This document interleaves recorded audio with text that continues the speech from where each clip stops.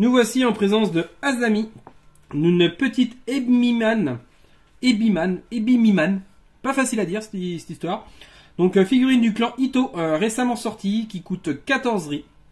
Donc elle a 3 en mêlée, elle peut le booster de 3. Elle a 5 en mouvement, elle peut le booster pour 2 seulement. C'est pas beaucoup, donc c'est à noter. Déjà les figurines qui boostent en mouvement, ça court pas tant les rues que ça. Et que pour 2 en plus, c'est vraiment super. Elle a que 5 points de vie par contre, elle a 2 en tir, elle peut générer 2 ki et elle en stocke 6. En équipement, elle va avoir un Manriki qui lui donne l'allonge. C'est une arme articulée 1. Elle a le balayage offensif 1, le pas de côté défensif et la saisie pour 1. L'arme articulée, ce qu'on ne le voit pas souvent. Alors l'arme articulée, en fait, ça vous permet d'ignorer le trait parade de X. Donc là, la arme articulée 1, donc vous allez ignorer la parade de 1. Et en plus, vous allez faire perdre à votre adversaire les règles qui sont liées au bouclier. Donc le bouclier vous donne souvent la règle parade, justement, X, et armure 1. Donc ça, c'est plutôt pas mal.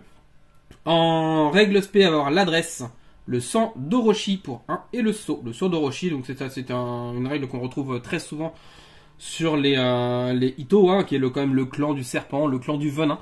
Donc c'est une règle apparentée pour donner du venin à vos figurines, à leurs armes. Elle va avoir un exploit qui est le visage d'Orochi. Le visage d'Orochi qui coûte 2 et qui a un exploit instantané et personnel. Qui va faire quoi? Tout simplement, cette figurine gagne peur 6 et terreur jusqu'à la fin de l'activation en cours. Peur 6 et terreur, c'est sale. Peur 6, ça commence déjà à causer. Hein. Et terreur, pour rappel, si votre adversaire réussit son test peur, il va le relancer. Bien entendu, si vous avez de la bravoure en face, le terreur et la bravoure s'annulent, donc il ne pourra pas bénéficier de la bravoure. Donc même contre un mec qui génère 2 ki, il va faire un test difficulté 6 en peur, sachant qu'il va le relancer s'il réussit, s'il n'a pas la bravoure. Ça commence à être compliqué pour le réussir. Donc c'est plutôt un bon exploit ki pour faire la peur.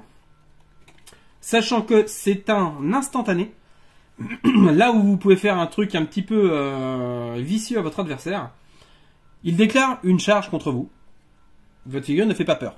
Pour l'instant, tout va bien. Il dit « Ok, je déclare en instantané mon exploit qui visage d'Orochi. Maintenant, j'ai peur 6 et terreur. » Et là, votre adversaire doit faire un test de peur 6. Relançable, s'il réussit. Ça peut faire la blague s'il n'y pense pas. S'il envoie un mec qui est un petit peu léger en termes de morale, ça peut clairement lui faire rater des actions qui auraient pu être clés en fonction du placement et tout ça. Donc, bon petit point. Alors elle est de taille petite hein, pour un serpent, pour un Ebiman. C'est un petit serpent. Bah écoutez, moi je trouve que c'est une bonne petite figurine hein, pour son petit 14 Henri. On va dire que c'est un équivalent d'Ashigaru un petit peu hein, par rapport à ses stats et à ce qu'elle peut apporter. Elle a quand même pas mal de règles offensives avec le balayage, le pas de côté, la saisie, l'arme articulée qui peut être pas mal parce qu'on ne le voit pas souvent donc ça peut faire la blague si on s'y attend pas. L'allonge, en termes de défense, c'est toujours très très bien d'avoir l'allonge. Hein. Et elle a surtout une très très bonne mobilité avec son 5 de mouvement qui est boostable. Ça peut faire des bonnes petites blagues pour aller chercher de l'objet assez loin du coup. Donc non, bonne petite figurine qui rejoint le clan Ito du coup depuis cette fin d'année.